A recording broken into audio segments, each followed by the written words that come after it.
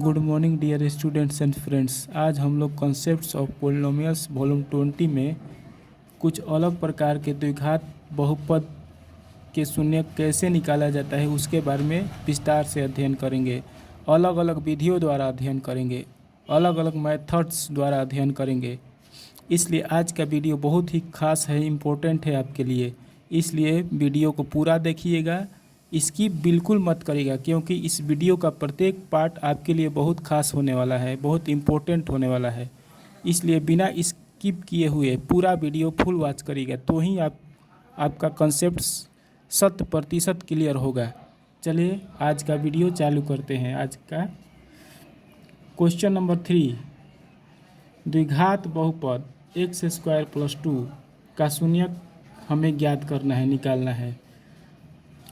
We have to find the zeros of a quadratic polynomial x² + 2. We have quadratic polynomial x² + 2. We have to find its zeros. हमें इस द्विघात बहुपद के शून्यक ज्ञात करने हैं। एक बात ध्यान दीजिएगा कि शून्यक निकालने के लिए कोई भी द्विघात बहुपद दिया रहेगा, उसके बराबर में हम लोग 0 ले लेंगे। मैंने 0 ले लिया, शून्यक निकालना है तो x², 2 को हम लोग उधर भेज देंगे तो -2 हो जाएगा, +2 है तो। एक बात ध्यान दीजिए कि किसी भी संख्या का x कोई संख्या होगा, क्योंकि हम लोगों को x का मान निकालना है तो x का मान कोई संख्या में निकलेगा, इसलिए x कोई ना कोई संख्या जरूर होगा। और किसी भी संख्या का वर्ग करने पर यदि निगेटिव आता है, यदि ऋणात्मक आता है, निगेटिव आता है, तो समझ जाइए कि वह संख्या वास्तविक संख्या नहीं है। x वास्तविक मतलब रियल नंबर, वास्तविक संख्या मतलब रियल नंबर नहीं है, क्योंकि x² का वर्ग करने पर निगेटिव आ रहा है, ऋणात्मक आ रहा है। यहाँ पर x², यहाँ पर x का वर्ग है और =- 2 है, -2 है, निगेटिव इंटीजर है। इसीलिए x कभी भी वास्तविक संख्या हो ही नहीं सकता है, क्योंकि किसी भी वास्तविक संख्या का वर्ग करने पर निगेटिव कभी नहीं आता है। इसी कारण से x कभी भी वास्तविक संख्या नहीं हो सकता है, क्योंकि कोई भी वास्तविक संख्या का वर्ग करने पर निगेटिव नहीं आना चाहिए, निगेटिव नहीं आता है। इसी कारण से x कभी भी वास्तविक संख्या हो ही नहीं सकता है। अतः x वास्तविक संख्या नहीं है, इसलिए x वास्तविक संख्या नहीं है, क्योंकि x का वर्ग करने पर निगेटिव आ रहा है। इसी कारण से x रियल नंबर नहीं है।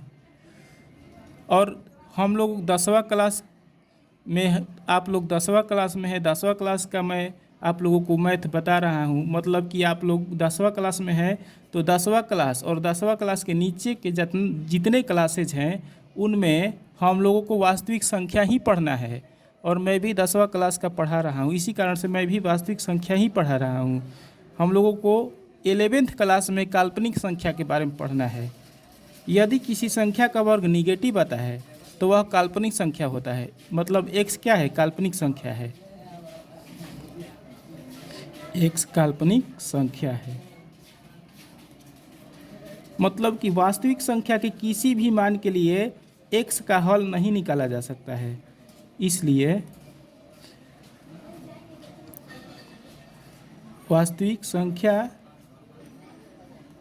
के किसी भी मान के लिए x का शून्यक संभव नहीं है। x के शून्यक मतलब हल, शून्यक का मतलब हल संभव नहीं है।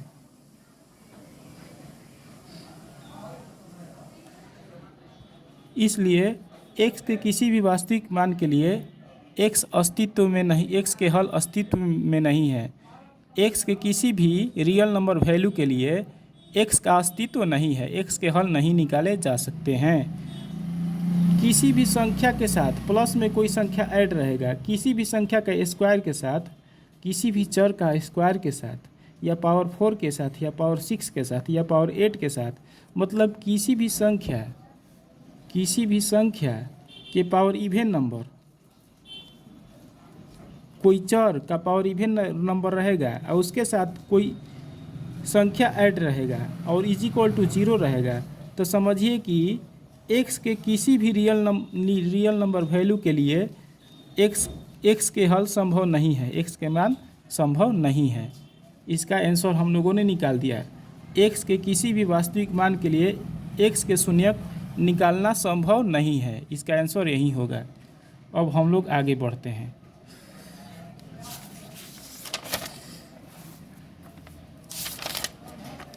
तो क्वेश्चन नंबर 4, द्विघात बहुपद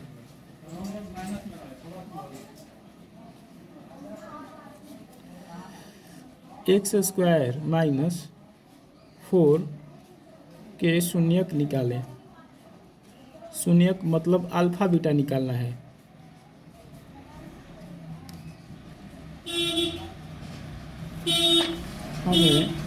हमें द्विघात बहुपद x² - 4 के शून्यक अर्थात अल्फा और बीटा का मान निकालना है। ठीक, we have to find the zeros of quadratic polynomial x² - 4। ठीक, वी हैव टू फाइंड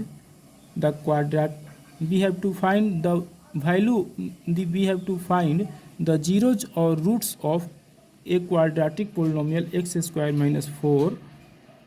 ठीक, सॉल्यूशन करते हैं।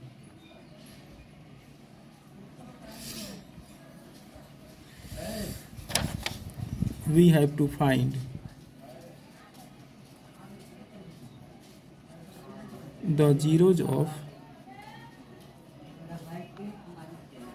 क्वाड्रेटिक पोलिनोमियल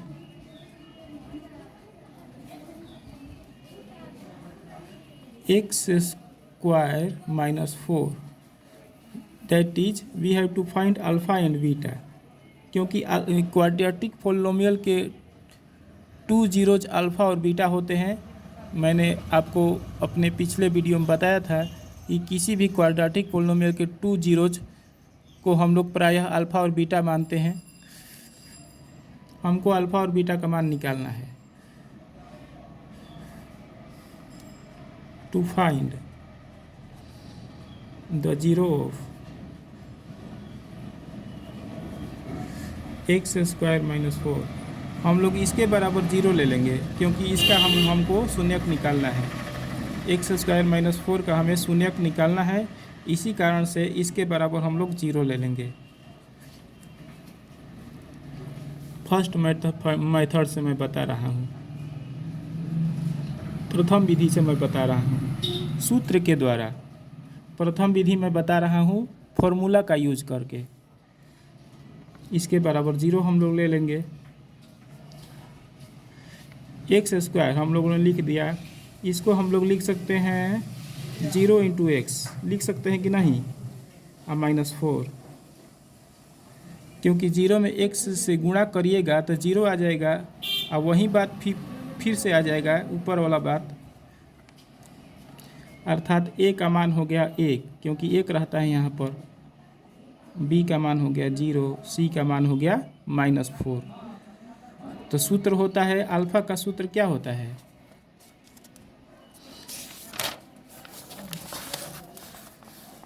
x² - 0 + 0 × x - 4 बराबर 0। मतलब a का मान 1 हो गया, b का मान 0 हो गया और c का मान -4 हो गया। अब अल्फ़ा का सूत्र होता है -b + b² - 4ac बटा में 2a। अब बीटा का सूत्र होता है -b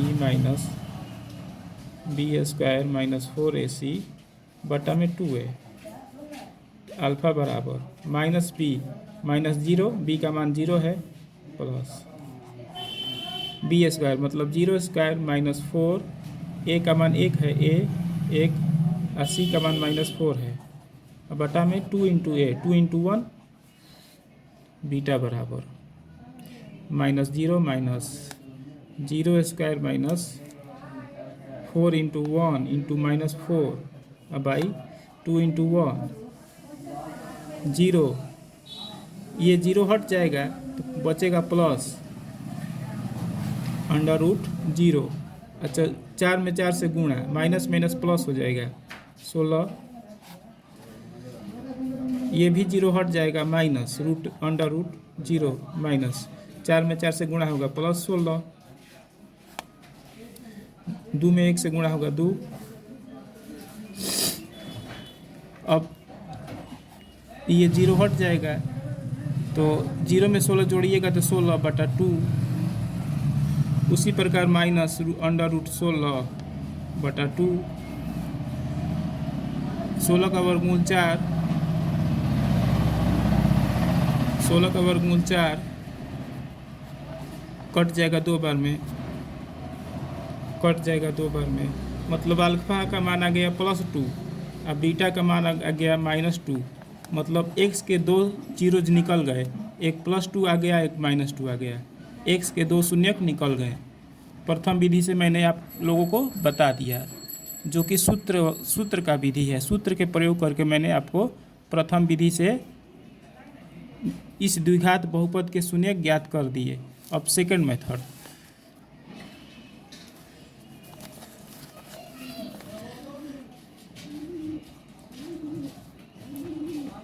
सेकेंड मेथड गुणनखंड विधि द्वारा मैं बता रहा हूँ। x² - 4, मैं सेकेंड मेथड से इसके शून्यक फाइंड करूँगा गुणनखंड विधि से। ध्यान दीजिएगा आप लोग, x²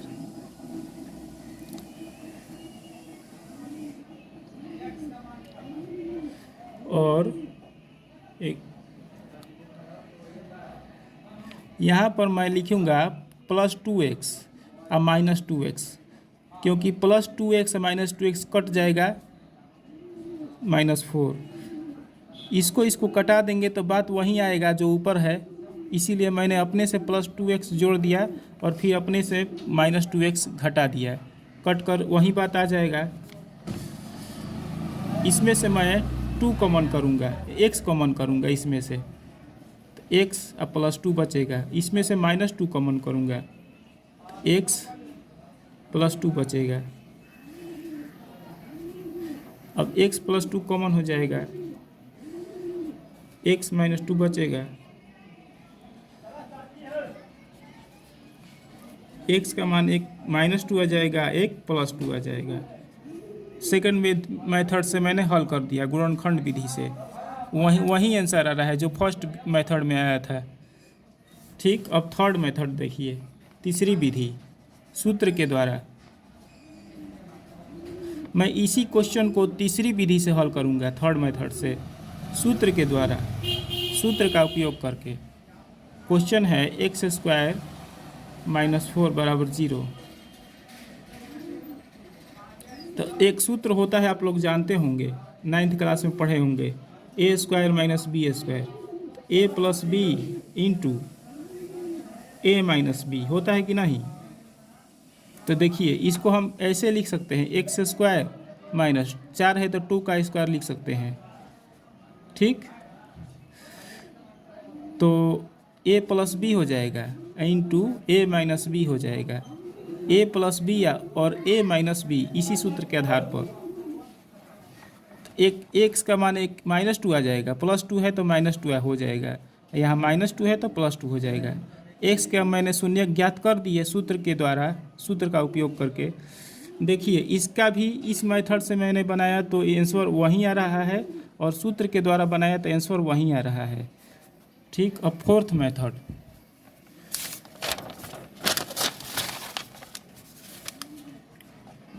फोर्थ मेथड से मैं बता रहा हूँ।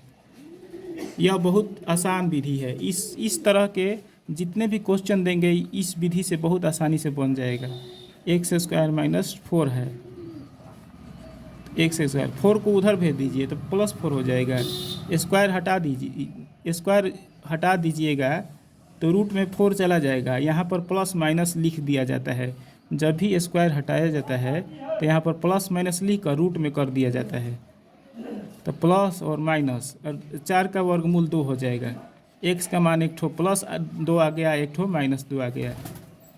तो वही आंसर आया है। इसमें भी मैंने बहुपद एक्स स्क्वायर माइनस 4 के शून्यक 4 विधि से मैंने आप लोगों को बता दिया। 4 विधि से मैंने आप लोगों को निकाल कर समझा दिया है। ठीक, आज का मेरा वीडियो कैसा लगा यह ज़रूर कमेंट सेक्शन में लिखिएगा। यदि अच्छा लगा हो तो लाइक और शेयर ज़रूर करिएगा और मेरे चैनल को सब्सक्राइब अवश्य करिएगा। यदि आप मेरे चैनल को सब्सक्राइब करिएगा तो मेरे जितने नए नए वीडियोज़ हैं वो आपके पास शीघ्रता से आपके मोबाइल में आ जाएंगे। धन्यवाद।